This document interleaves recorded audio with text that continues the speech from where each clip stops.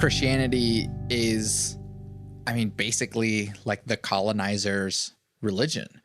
And that's something that I don't hear enough people talking about. And I think that maybe there's like layers of woke that like people are, I don't know, like there's people who are Christians because they were raised that way and it makes them good people. But then there's also like people who have thought about it long enough and been like, well, why should, I mean, I'm Latino. And so it's a similar thing too. It's like Spaniards came to South America. I was born in Venezuela.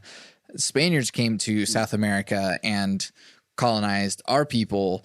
And then now we're supposed to be super Catholic. And then so the same thing. It's like Europeans enslaved all of these people in Africa, brought them somewhere else. And then it's like, yeah, you're Christians too now. And I don't think that I appreciate your perspective in that you're looking into everything. I find it super curious that where that kind of opens into Islam and how that sort of works with your Christian background.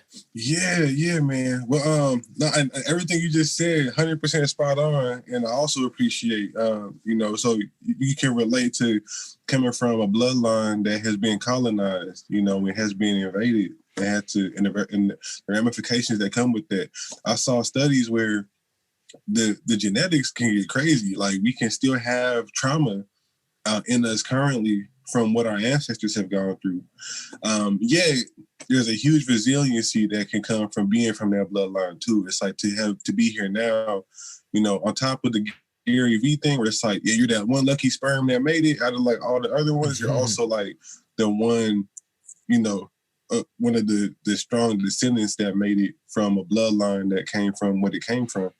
But so, yeah, man, I guess to touch specifically on the Islam part, so I have a friend, hopefully the government does not start tracking us from me dropping his name, but I'll just say his first name. He hasn't done anything crazy, but he's very fearful of the government. Actually, I'll just say his initial because he's extremely fearful because he drops a lot of truth bombs.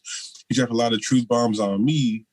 And he helped me kind of like look at a lot of things differently. So he talks a lot about like Black heritage and how Black people, the African ancestors really kind of how they spread out to the world. And so I have a really huge connection with Japan. And so he kind of broke down some crazy stuff, right? And one of the truth bombs before I jump into the Islam part was him talking about how there's a figure called Sambo, and how Sambo actually became, I guess, like a figure in Asia, / was like a leader or a Black person that went to Asia and had a huge influence, and then was like looked at it kind of in a kingly way and had a lot of descendants that came from him, and how basically a lot of, I guess you can say, deities / entities in a lot of Asian cultures kind of come from the Sambo figure. And then he said, when you go to Japan, like look at some of the statues they got and like peep what's going on. You're going to be surprised. So I went there.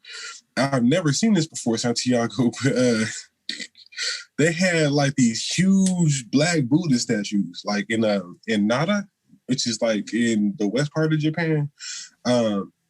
We were out there, and they have a bunch of temples, but there's the first place I went to was kind of a smaller one, and I thought maybe because they said no pictures allowed, please do not take pictures. So I thought maybe they didn't want people to know about this or something. But I go in, and they had this enormous Black Buddha statue. Like the whole thing is just completely Black, the face, everything. I was like, wow, that's really interesting. And then I found other places that would allow pictures. And I think some of those are on my computer. But anyway, so he drops a lot of truth bombs on me like that, how a lot of like Black samurais and things like that, shows me a lot of pictures of Asian people who came from black ancestors and things like that. And he'll show me pictures of the black ancestors with like the Asian kind of features and different things.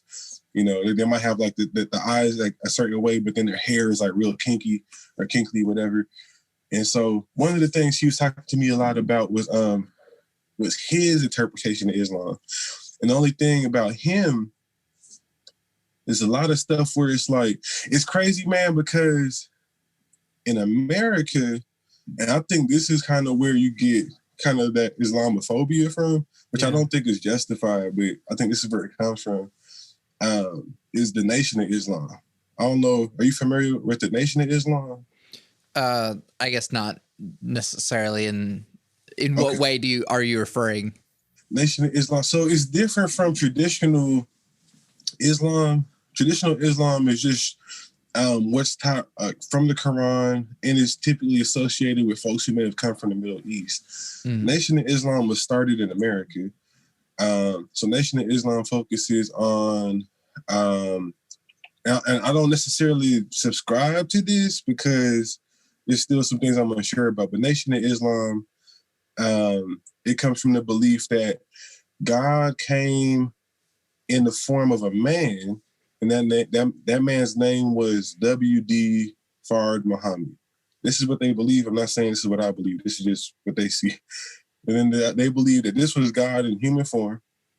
And then he was very fair-skinned, with like kind of like straight hair, but he was a black man. And and then he arrived, and then he taught young Elijah Muhammad, everything that he knew, and said he was the messenger, and he was like the chosen one. Gave him all the game, and then Elijah Muhammad, with this new purpose, said, I'm the messenger. I'm here to save the black man, etc. And so he had his vision that he gave to many American black men, and said, we are the Nation of Islam, and we're here to save you from America, et cetera, et cetera. And so a lot of that, there's a lot of talk in that where they say, and this is kind of where Malcolm X kind of gets connected too, because he found Elijah Muhammad, right? And so there's a lot of talk about, there's a lot of, I guess you could say, I don't want to say anti-whiteness, but it's a lot of like, oh, white devil this, white devil that. There's a lot of that in there. And then Malcolm X, of course, had his awakening. He went to Mecca, and he was like, well, there's Muslims of all colors. It's not about skin color. It's about what your heart is at and what Allah wants for you, etc. So then he really didn't, at that point, mesh with what Nation of Islam talked about. Now, this is the thing. Oh, bless you. So my friend who gives me these truth bombs, D, he is very much a Nation of Islam guy. That's very much what he does. It's very much his thing. I think he was kind of trying to open my eyes up to that. He definitely opened me up to the concept of Islam for sure, and that made me curious, and it made me go study a little bit more. But I don't know if I could fully go Nation of Islam. Some of the stuff Elijah Muhammad talks about is really dope, like his viewpoint on dieting and things. But some of this stuff, when I look at the Malcolm X's epiphany, I'm like, yeah, I don't know if I can, I don't know if I 100% myself am one to be like white devil this, white devil that, because I just don't know. I have a lot of white friends who are like, some of my best friends are Caucasian. You know, my baptism, I had like out of nowhere, like my whole extended Italian family came out from my, you know what I mean? So I just I don't feel comfortable being like white devil this, white devil that. You know, again, with any race, color, creed, you got bad people, you got good people. So I don't like lumping people into categories like that. But that's kind of how I found it, man, was him dropping those truth bombs. And then it kind of made me think, okay. And then back to kind of add more context, years ago, like in high school, that's where I first was like, I want to learn more about Islam. So I bought a Quran. I didn't really read it that much. And then 2014, 15, I tried to get back into it a little bit, and I found like a really, what's the word? it felt very powerful to do the prayers 5 times a day.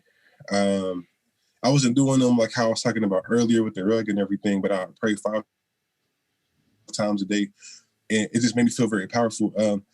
This might just be my imagination, who knows? But like with Christianity, I feel like it's very much spiritual, but some people refer to that as what they call spooky, like ghosts and spirits and things that you can't see, demons flying around, angels and stuff like that, which is awesome in my mind too. I like that to envision that kind of stuff. But I feel like Islam, when I prayed and was following that mindset and have been following that mindset, it really is more like physical, where it's like the spirit is really in you. And I felt like, it's hard to explain it, man, Santiago, but it made me feel very powerful. It made me feel very strong, and like I was able to take care of myself. And so I feel like some of the folks that I know that are Muslim or practice Islam, some of them, they seem like really strong people. Like they have this sense of confidence. They have this sense of like self-assuredness, like they're able to take care of themselves. Versus when I see folks, like, and obviously my whole family is Christian, it's like they'll feel self-assured in a different way. Like, oh yeah, God will take care of me. So they kind of lean back and let everything kind of happen around them. And so I'm more of like I want to take care of this myself kind of guy. So that's where I kind of like the feeling that I get from what I've experienced with Islam versus what I've experienced with Christianity, though I do see a lot of value in both personally. So I actually see that that's a very interesting perspective. And unfortunately, I haven't really looked enough into Islam to kind of know enough. I know enough that, so I don't know, probably maybe 5 or 6 years ago, I was raised Catholic and I fell out of religion. And so I kind of went into this like radical atheist phase for a little bit there. I'm still like, I guess you can consider me an atheist, but not so much in the term that I'll like, yell at people for any sort of religion or anything sort of that. And I feel like that is not going to help anything. And so, I think that it does create an interesting perspective, because I can really see where that line is. And people in Black culture a lot talk about the differences between Martin Luther King and Malcolm X, and especially how Malcolm X was Nation of Islam and how Martin Luther King was very Christian. And so like that difference between like we pray for a future and we fight peacefully, whereas Malcolm X was a bit more like, no, we have to fight and do this thing ourselves. And I think that makes a lot of sense from that perspective, especially through the religious perspective. Something that I personally, since being an atheist, I kind of have a problem with kind of religion in general, but it's like, I do find that Islam does in some ways, like I understand where it can be helpful to have that kind of grounding, a very strong belief, but it does seem like it can be so strong that it kind of allows itself to be misconstrued or perceived as like, well, we can do these sort of violent acts to justify whatever it is that we're fighting for. And so that is kind of where you get to extremist Islam and jihad and all that sort of stuff, which is like, yeah, that's in there, but it's like, it's how you're interpreting it into the real world. And so it's like, it is hard to kind of look at Islam in kind of the whole perspective. And I feel like maybe people don't get a full view of what Islam is, because we get just like this extreme terrorist side, and then we get like, I don't know, the Malcolm X side, but we don't really get to see the peace and poetry that is really in there, that I know is in there from what I've seen. But it's like, because it's so kind of strong, and maybe that does have to do something with the fact that, like, I mean, I guess Islam originated in the Middle East, and so it's like it's super hard to like live as a people of God in the desert or in these tough environments, that you kind of have to like set these hard rules to live by in order to kind of separate yourself. That's kind of something that occurs in a lot of Abrahamic religions, is that like we are a nation set aside by God, and we are commanded to do these things. And so that's kind of where the Old Testament gives us like, these are the rules that you have to follow, and if you follow this, you're a person of God. And kind of the way that I look at it from a perspective outside of religion is kind of more of like a pragmatic sort of point of view. And so it's like, yeah, if you do these things and you work together as this sort of community, you are able to survive in these sort of harsh environments.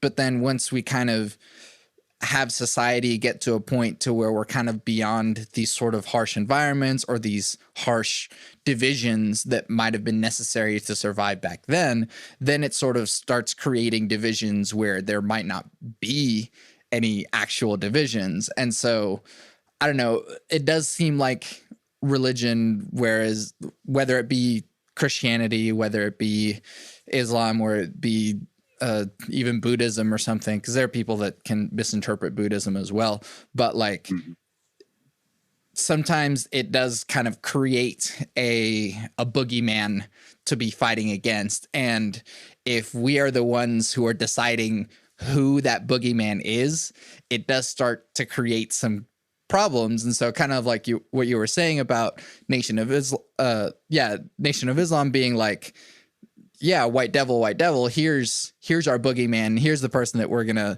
rail after, and our actions might be justified. And obviously there is some strength in kind of having that ability to fight back, or that duty to fight back even. But once you get past a certain point, it does start to get a little scary. And I feel like that's probably where that perspective outside looking into Islam can be like, ooh, like it looks beautiful in some ways, but it also looks really scary. Yeah, I agree. Yeah, that whole boogeyman thing for sure. You know, that's a problem. I think it's like, why are we afraid of something we can't see? I think that whole phrase "heaven on earth," ye who are of God, I think that's all true. I think heaven can be on earth. I think we do experience heaven on earth when we're in like a flow state, when we're in a higher frequency. I think we experience hell on earth when we're in a low frequency. You know, or you know, if you're in a scenario where a bunch of bad things are happening around you, that could be hell on earth. Versus when you're in a good area or place where everything's real prosperous, that could be heaven on earth. But heaven on earth doesn't always have to be. You know, it doesn't mean that you have to be like in Singapore where everything is just built perfectly and everything is nice and the streets are clean. It could be in the middle of Africa where, you know, and I got to say this too, it just seemed like out there it's kind of like tear-jerkingly beautiful how much they're happy with just really simple things. Like these kids will just find like a little puddle of water and just start playing in it just because there's nothing else to do. And they have so much fun just playing in this little puddle of water and just splashing each other. It's not like a bunch of iPhones influencing everything that they do and advertisements and social media. But anyway, I guess I do agree with you. I feel like for anyone who's atheist, you know, I really respect it when, and it sounds like you fit in this, I guess you could say, category, when they're really studies, when they know the background, when they know the different religions, at least to some extent, they're familiar with how things are kind of rocking. So I do agree that sometimes it can be almost a barrier when it's like, okay, I'm doing everything like this way, to an extent. It could be, as you said, misinterpreted to do wrong. Sometimes you be at church and then someone's like, God tell me to tell you that those shoes do not match with your outfit. And it's like, man, God didn't tell you this. This is you. You just, you know what I mean? Now, I've seen people who do really follow the Bible, like super duper strict, and they might not have like, big house, big mansion, whatever, all the material things that we think that a lot of us associate with success, but they're happy. Some of them are really super happy. They have super simple lives and they don't have a lot of noise going on to make them, or outside influence to make them really feel like, okay, I have to do X, Y, and Z all the time.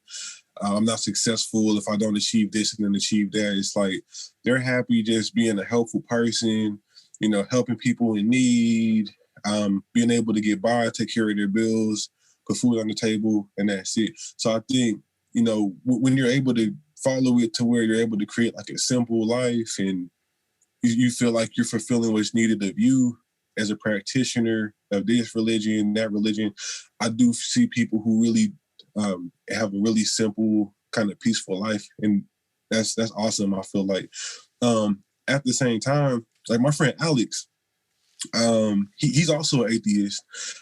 He's very knowledgeable about religion. He's very, very knowledgeable. He knows Islam, he knows Christianity and all this stuff. And so he believes in God, but he doesn't necessarily subscribe to one way. So that's why he considers himself like atheist, but he does believe in God and the universe and things.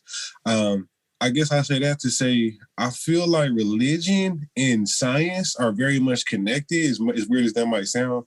I feel like science can really explain a lot of crazy phenomena. Like, in the South, like in Texas, they call, like when they have these crazy thunderstorms, and I don't know if you've been to Texas or the South, but man, like they got these crazy like lightning storms where it just spreads across the whole sky. It's like a flower of lightning. And they'll say, oh, that's God working, and it might be God working. He might be doing this thing. But they might have came from back when they might have not known how lightning worked and clouds and different stimuli for this kind of phenomena to occur. Now we have different words when we know, okay, negative, positive, electron, sky, ground, boom, and so I do feel like a lot of science kind of explains religion in a lot of ways, but then too, I do feel like there are some spiritual things, even religious things that I think, at least for me, kind of fill in those gaps of like the unknown. And so I think, just me personally, I do feel like there's not necessarily a wrong way. I think the big thing is to not knock anybody. Like if somebody's like, hey, I'm a Jehovah's Witness. I'm like, all right, cool. Hey, I might not want to go to church with you, but we could be friends, versus but the other thing too is like if somebody's like, hey man, I'm a Orthodox Jewish person or whatever, come to this thing, man. Or I think a big one is Scientologists and like Dianetics and all that, like where they're like, yo, come watch this movie. I don't know if they do that in your city, but they'll do that in Seattle. Not since COVID, but they had these things. There'd be a guy downtown with a crazy looking suit. Hey, come on, you want to watch the movie? And be like, all right, go watch the movie. Don't go watch the movie. If you're downtown Seattle, you see a weird looking guy with a suit on, and I can't do it. You want to come watch? No, don't go watch the movie, man. I'm telling you right now, it's a scam. When you go down, you watch this really weird movie. It makes no sense. And you come out and you're in this, it looked like a laboratory, man. They're gonna probably come after me for saying this, but it looked like like Star Trek or something. Like it looked like there's like little tubes that could hold life in them and stuff. I don't know what's going on down there, man. It's super weird. And then the kid comes with a book. Like, you gotta buy this book, man. The Dianetics is gonna change your life. It's really Scientology. And I just told the dude straight up, like, nah, and he kept trying to push you.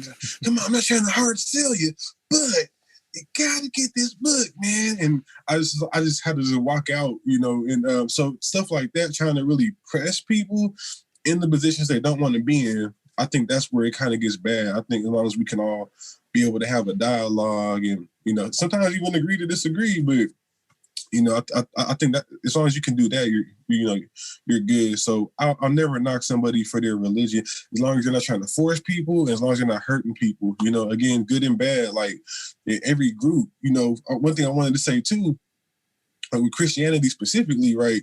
It's like you got people like Dylan Roof, who was a Christian. From what I understand, I could be totally off base, but I'm pretty sure he was a Christian. Obviously, you see what happened. A lot of Klan members are Christians, right? Ku Klux Klan members and stuff. But then on the flip side, you got people like the pastor emeritus of my church, my Christian church, Reverend Dr. Samuel Barry McKinney. Really good dude. He passed away a couple years ago. God rest his soul. And but he was a very big figure. He helped a lot of people, especially a lot of Black people in Seattle. He used to march with Martin Luther King back in the day.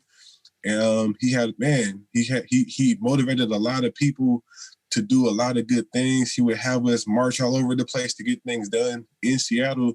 He actually got a street named after him in Seattle now. And so it's just good and bad and everything. It's just what part of the spectrum are you going to be on? But, God didn't tell anybody to shoot anybody. You know what I mean? I don't personally think, maybe like in self-defense, and that's a whole other thing. But, and even then, it's like, I think that's just like, okay, hey, I'm getting robbed. There's a guy in my house with a knife. And at a certain point, I think maybe it's just common sense that if you are a believer in owning a firearm, okay, cool. Do what you got to do versus, going to a church with like a weapon that was designed to kill multiple people and being like, oh, yeah, I'm just going to, God told me this is what I need to do. I never think that's the case. Yeah. I have several thoughts on that. And so I've been trying to keep track of it because I like what you're saying. Something that I think that science is really good at interpreting what we see. And so like what you were saying about like thunder and stuff, like, yeah, we were able to figure out that like, this is what's going on. This is how lightning works. This is all that sort of stuff. But what science sort of lacks is the poetry and the kind of the spirit, the energy in a way. And like, I'm not quite so rigid in being like a scientist or whatever, but I think it is important to kind of appreciate the wonder that there is to be in life and experience and all that sort of stuff. And so it's like, while you can appreciate science for what it does to how we can interpret what we're experiencing, the rest of how you live your life or anything else outside of that is kind of not really covered by science. And so I do think that, I mean, I'm very spiritual, but not religious. And what that means to me is that like, there are things about science and the universe that you can look at and kind of derive some sort of connection, some sort of spiritual connection between everything. And so it's like kind of looking at it like we are the universe and all of these things that are around us are connected to us. And there's aspects of that in religions anyways, but you can use the scientific perspective to kind of come back to that sort of interconnectedness sort of thing. And you can use like poetry and music and everything else to be connected with all of that too. Another thing that I wanted to talk about is okay, sorry, I'm trying to keep track of my thoughts. But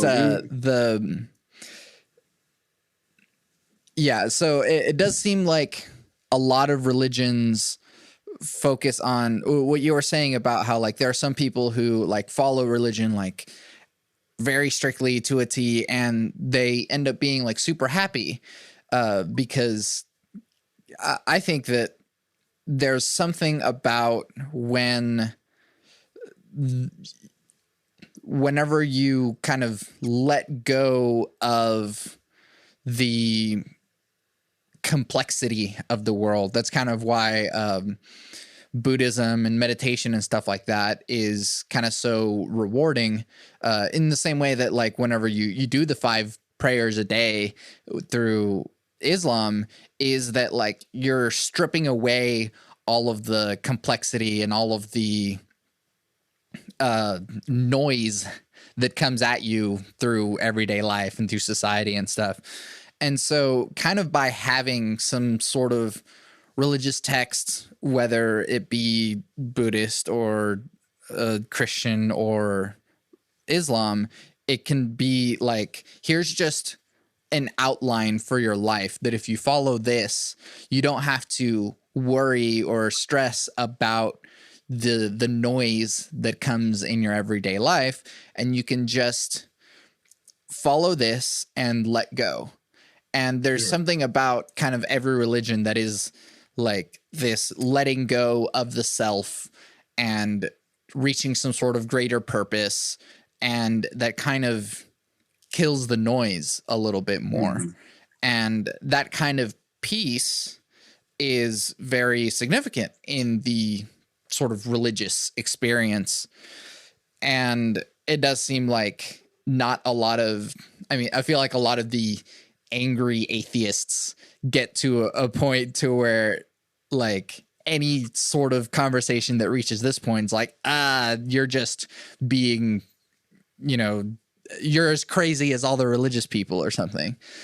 But it does seem to be a common trend in religion that like finding a sort of peace is something that can help with the, I don't know, the process of life. Okay, so the last thing I wanted to say on that is that you made me think about, do you know about Afrofuturism? I do not. Okay, so Afrofuturism is it's kind of a subculture, if you will, that is it's sort of like taking science fiction and what I guess Afro culture would have been had Black people not been enslaved. And so if you look at if you look at like Black Panther and how Wakanda is sort of this isolated place that was not colonized, that was untouched, and they were allowed to kind of achieve technology in their own way, in their own time. And they became so technologically advanced that they were, you know, far more advanced than anyone else in the world, but they still held these sort of long-lasting traditions along with the sort of future-looking kind of perspective.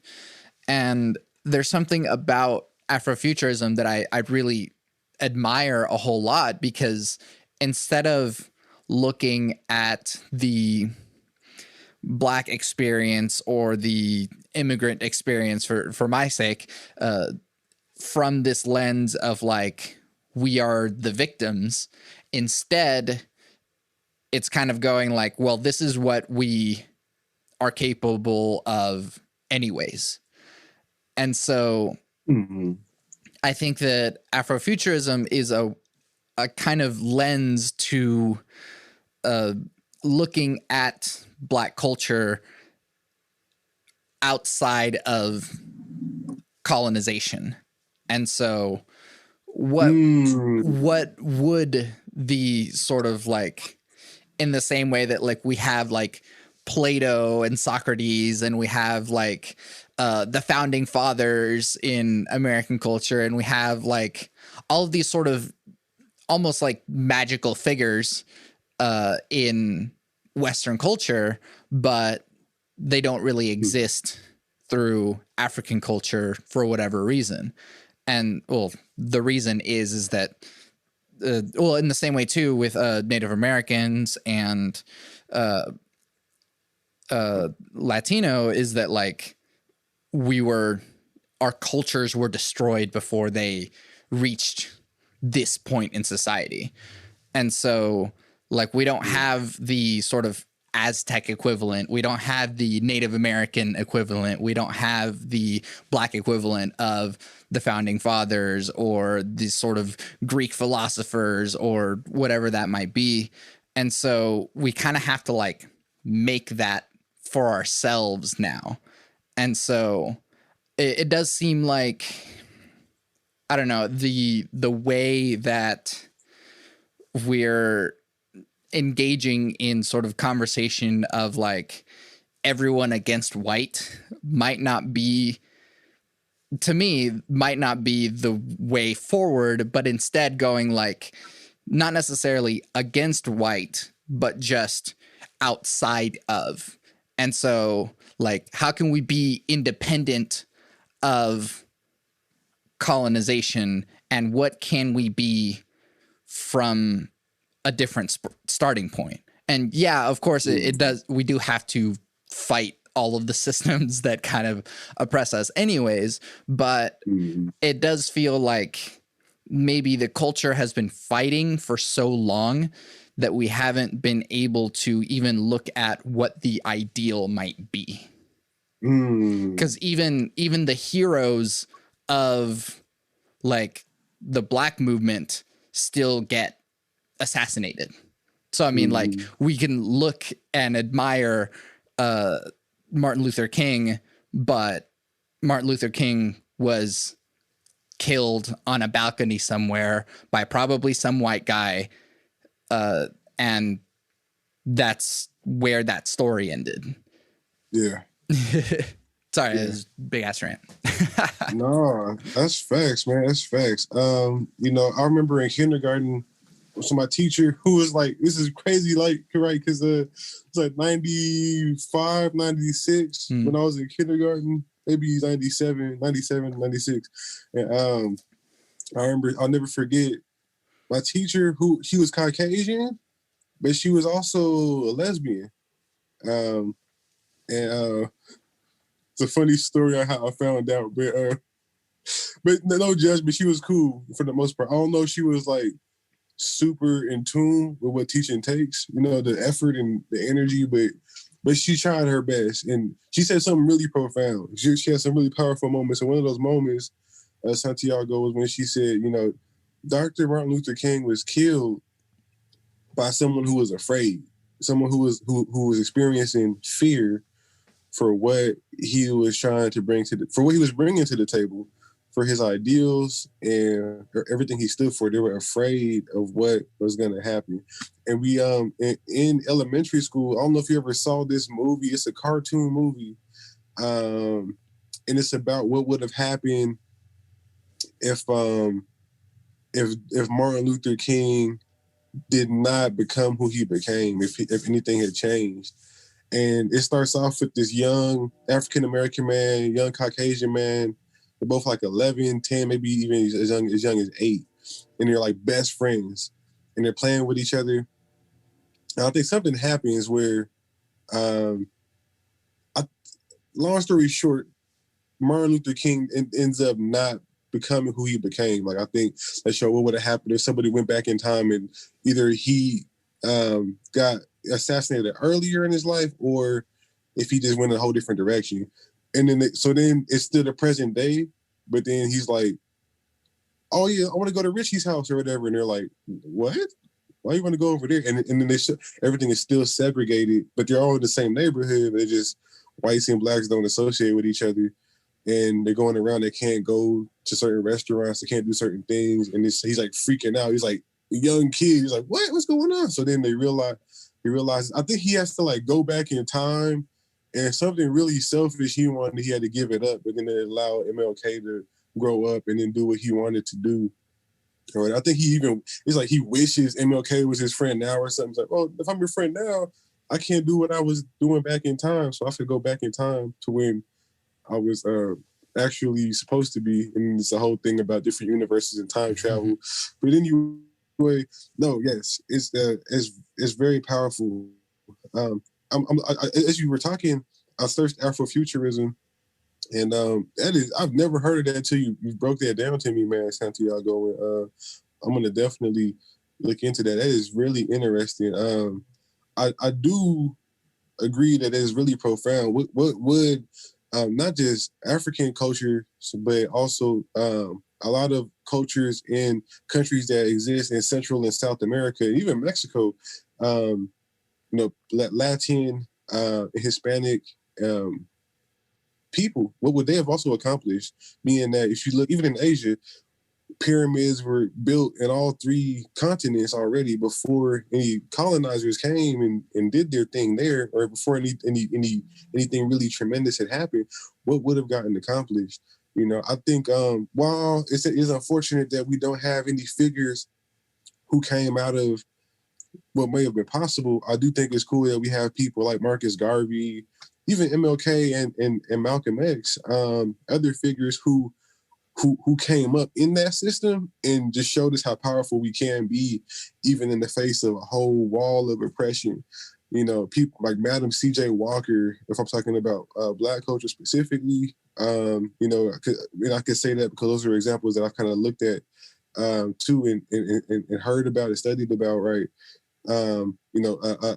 George Washington Carver, a lot of people who, in the face of a lot of adversity, they did do the best. Even if you look at Black culture today, and you might see this in other cultures too, but the food, like soul food, it's like we took what was scraps, pig's feet, chitlins, which is like intestines from the pig, all these things that were nasty and made it delicious. I don't know from when I never had chitlins, and I might have had it once. It smells so crazy, I probably won't partake. But we took what we were given, and we took lemons and made lemonade. So yeah, I am interested to see what the future holds. I think this election in America, present day, is going to have a lot of impact. There's a lot to be said there too. I guess like I know it's ain't really going into spirituality much, but it's like, are we? I guess I would say it's the whole thing of, are we as people needing to be reliant on the outcome of an election, or do we need to just really, and not just as Black people, I mean, it's like Latin, it really is people of color, especially, because if we look at just what I feel is the true history of the U.S., it wasn't designed for people of color to really thrive. Though people come here of color and do thrive, or people of color who were born here through all the tragedy and trauma do thrive, it wasn't intended that way. So I think we got to kind of really, I think this is the time to maybe try to really look into Afrofuturism and try to practice that, in a way of like, okay, regardless of who the president is going to be, like, I need to build up my own future. I can't rely on this system that essentially looks at Black people or really people of color. I feel like a lot of people is just property. Even honestly, it's becoming where I feel like low key, a lot of Caucasian people are starting to become. It's all about getting people into the prison system so that they can work for, I feel like, very low wages. That's essentially the new slavery. Low key, there's an argument to be made about, okay, it's working a regular day job like gas station, McDonald's, is that slavery too? But at the end of the day, you need money. They pay what's called a fair wage, and there's a whole other argument. But I think the whole game is to try to make it as easy as possible to get people into the penal system, so that once they're in the system, they're in the system forever. Even if you do one little crime, every time a cop ever pulls you over, they're going to see, okay, you have this prior. It's something that's really small. It's a little misdemeanor, but, it's nonviolent. But every time we pull you over just for like a tail light, we see that, regardless of your skin color. And then sometimes the skin color adds further, perspective that may be biased, right? But I do think at the end of the day, they want everybody to kind of be slaves. When I say they, I mean like, if you just look at the facts, like there's these big corporations that have prison labor happening, and it's like, from a business perspective, it's like, okay, cool, because a corporation's sole purpose, regardless of belief or ethics, the dictionary definition of a corporation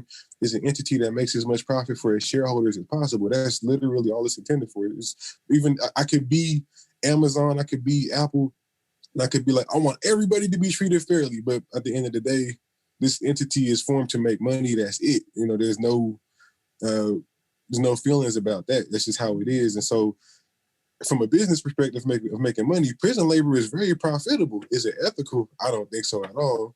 You know, unless you want to pay them fair wages, right? If you want to pay them what they're worth, it's like, you know, if a guy does carpentry in the real world, he probably makes really good money, decent money, you know, in most places. But in prison, he's making like pennies per hour. Yeah, you know. And so I think that's like the whole big game right now, just really making sure for people who we know who might be on the verge of that, trying to keep them out. And then, you know, just understanding that I think we have to be really self-sufficient. If religion and spirituality can help you do that, that's all the better. And I do think even if you go religious, spiritual, or even scientific with the approach to like meditation and things that can kind of help you achieve that simplicity, like that you talked about that Buddhism can do, or other things, I think that can really help with that noise, psychological noise, etc. I think that can really help one kind of remain calm and focused, you know. But even if it's not prison, it's always something, you know. It could be drugs, it could be love life, it could be debt, it's a whole bunch of things, you know. There's always so many obstacles, and so it's like, what's your vice? What is your boogeyman? Like, it might not, for you know, the young Malcolm X, it might have been the white devil. You know, for a Christian who's super duper deep in the Christian game, who don't know a whole bunch, it might be an invisible Satan or something like that. For, you know, for Trump, it might be Joe Biden. You know, for for Joe Biden, it might be Trump. You know, so I guess it's like, what's your boogeyman? Why is this a boogeyman? You know, do you need to have a boogeyman? Are you your own boogeyman? And I could go deeper and deeper, but that's how I kind of look at all that. Yeah, and I do like what you're saying about how, like, it may not, like, it's not really about necessarily color either, because it's like, as long as there's some cog in the machine to keep it going, it doesn't really matter who it is. It just so happened to have been that, like, these were the people enslaved a long time ago. And so now kind of the momentum of like where we are now, and it's like, well, if these are the people that we got to feed into the machine, then these are the ones that make it easier for us to feed into the machine. And so, like, yeah, there could be some sort of alternate history to where it would have been the other way around. And so, like, we don't know what that looks like, but no matter what, it's like we're still kind of separating ourselves in a certain way that makes it easier for us to be manipulated in whatever way.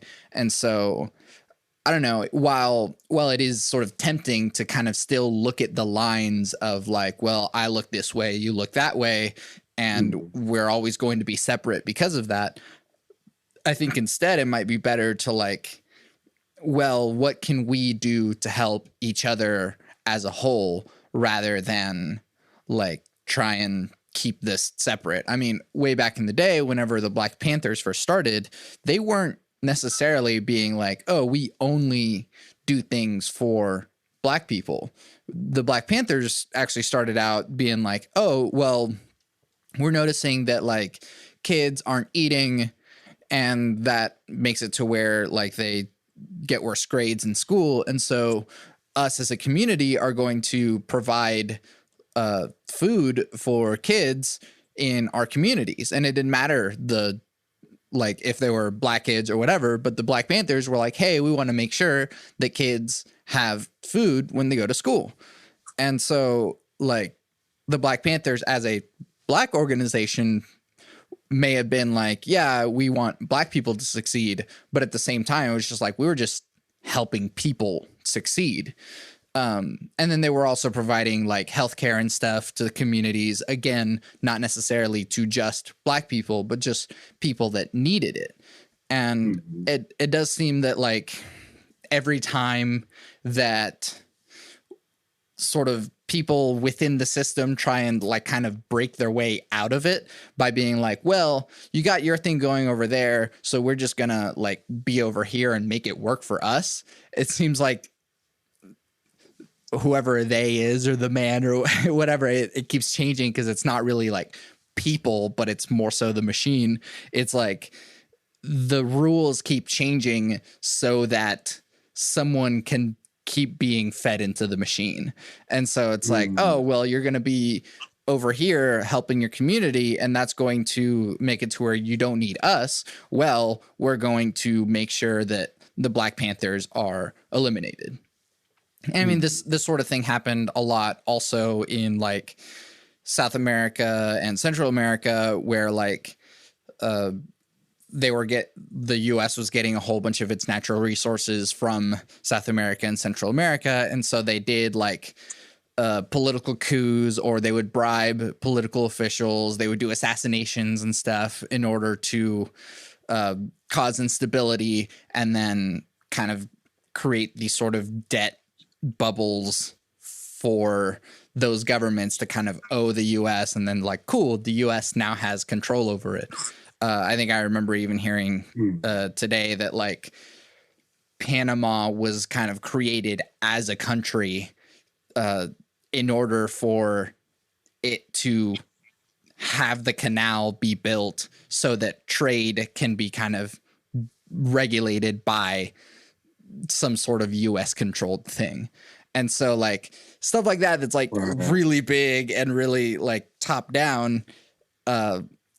It doesn't necessarily matter who the people are. It just so happened that like the people of this area are going to be the victim of this because there's something there that the system wants.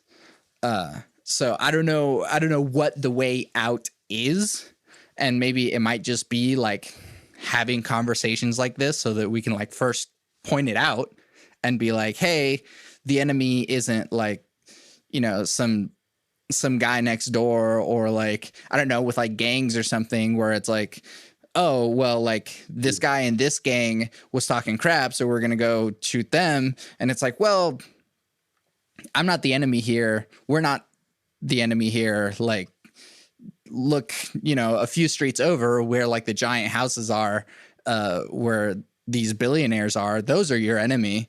Or maybe they're not even the enemy. They have their own enemy too. Kind of like what you were saying about like, what's your boogeyman?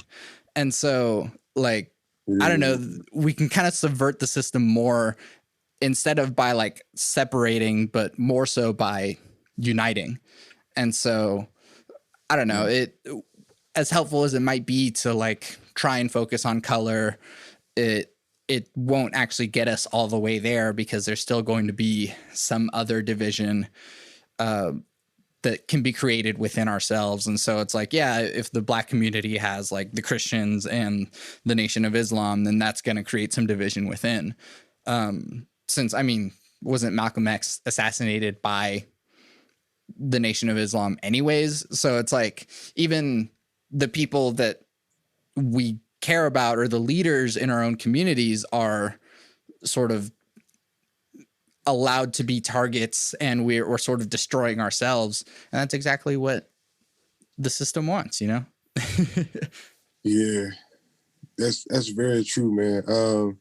I think Malcolm X, the whole, I might be a little off, but I think there were 4 people who were indicted / taken into custody, and he got murdered. And then, so 2 of them had X's in their name. As you know, there's the whole thing where Black folks replacing their name with X. So 2 of them had X's in their name, and then 2 of them, I think, were I've heard, I'm not 100% sure, but I heard were planted by the FBI, etc. And that's a whole other thing. But anyway, because there was two who did not have X's in their name. They were just like regular, like Clarence and Joe or whatever. And so it's like a whole controversy too. I think people, I heard something about uh, folks wanted it to look like the NOI did it, when in reality, it was two of them like were talked to about it, and then they were like, nah, but they were still there.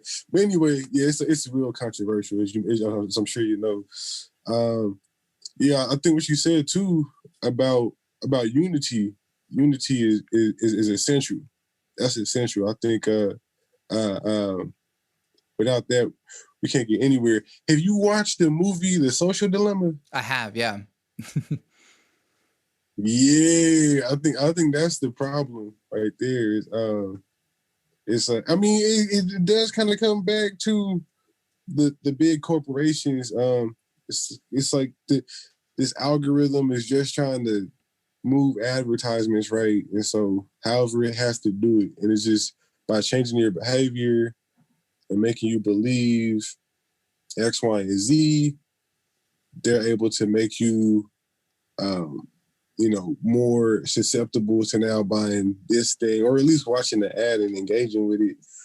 So it's kind of scary, but I think right now, race right now, relations are really much tied in with political relations. And it's very much, that, as you know, the blue or red divide. And yeah, man, I think until we can get through that, and it's like, if we can unite, and I know the world and the powers, I guess you could say the powers that be, I think a lot of people don't understand how powerful we are when we are united. When we as a people of all colors, creeds, etc., come together, there's just so much positivity and growth that can come from that. And while we're all fighting amongst ourselves, it's just like they can just keep on doing whatever while we're distracted. It's like at the end of the day, we're just really pushing their agenda forward by all this infighting and stuff. So just like, oh crap. Oh yeah. One sec. Oh, okay. Oh, there it is. No worries. Sorry, like Zoom went away for a sec. So yeah, man. I don't know. I think, like you said, these conversations are important, and then it's kind of tough too, right? Because like for someone like myself, maybe even yourself, like the way to get more, it's like to make more money. You kind of, it makes me kind of shudder to think about it, but it's like I'm looking into how to advertise better on these social media platforms. It's like, dang, at the end of the day, it's like I'm no better than, I guess, a corporation at a certain point. It's like I kind of have to feed into that machine a little bit to get the benefit from it. And so it's like, do I got to become what I'm fighting against for me to succeed? It's crazy, man. It's crazy. At a certain point, it's like trying to make money. You have to make some decisions. It's like, do I get this check? Do I feel, do I sleep better at night? I got to pick one. I'm kind of joking, but I think that happens. Yeah. No, that's definitely a dilemma, and something that I've been thinking about too is like, and we don't have to get into it now because again, I'm trying to be mindful of your time, but it's like, is there a way for us to even like make it in the music business, make it in the entertainment business without having to give Facebook a whole bunch of money, without having to give Google a whole bunch of money? And like right now, I don't know. And I'm not the one with those answers, but like it's tough because like, yeah, we're going to have to deal with like, I don't know, the world would be a better place if Facebook and Instagram and Twitter just like shut down Like it would be rough for some people, but it's like at the same time, we just got to figure it out without those things. But anyways, since we're talking crap about social media, Paris, thank you so much for doing this with me. Where can we find you and all the things that you're involved in? Yes. So I'm at sorry. My Instagram is at Paris Life Music. And then my YouTube is also Paris Life Music, spaces and street words. Instagram is Paris Life Music, all one word. And man, kind of to that point, I just want to say we have a song, me and my guy Alex Kajumalo. He has 2 versions of it, but we just recorded a new one. It's called One Love is the Law. And we talk about unity in that song. And right now, what I did, I shopped it to a bunch of governors who are running for office. So we're going to see if any of them kind of respond back. That album, that whole album, including that song, well, the old version of that song, the album, I guess it's technically a single, but all of that's in my Instagram, in my link tree. If you click on my bio, click on the link tree, and you'll see a bunch of stuff. And that is one of the things that's going to be there. I'm actually going to update that right now so that it's easy to find as possible. But One Love is the Law. We talk about that very thing. Cause I'm thinking, one thing we could do, just like on the tangent, I guess, real quick, is just if we use these platforms to advertise stuff, but then we also make sure, like, if I'm selling merch, I can have merch that says One Love is the Law, and then talk about unity in my music and stuff like that. I might have to like do, be one of the cogs, I guess, so to speak, in the machine, but then use my influence for good instead of just, rapping about, big rims and throwing money in the nightclub and stuff like that. So, all right, man. Well, once again, thank you so much for doing this with me. I'm Santiago Ramones, and you are Paris Life. You can find everything that I do on my website, santiagoramones.com. I make music. Bloom is available now, streaming everywhere. Put it on in the background or show it to your friends so you can all enjoy it together. You can also buy it on Bandcamp and get bonus content so you can sit alone in the dark with your headphones on and listen to the album in its entirety while reading and looking at the bonus content. I also make music with Power Cycle, an experimental electronic trio.